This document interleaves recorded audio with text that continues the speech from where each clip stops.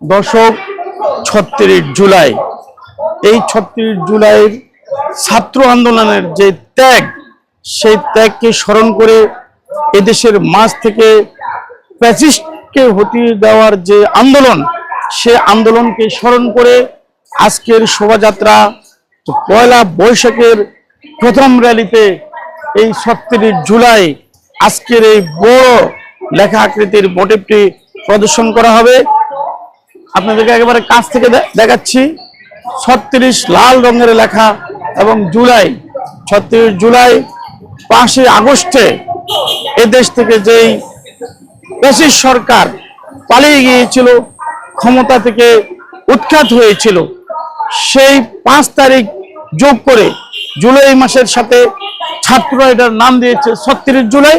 দেখতে পাচ্ছেন ৩৬ জুলাইয়ের মোটিভ রয়েছে এবং এটা কিছুক্ষণের মধ্যেই র্যালিতে প্রদর্শন করা হবে।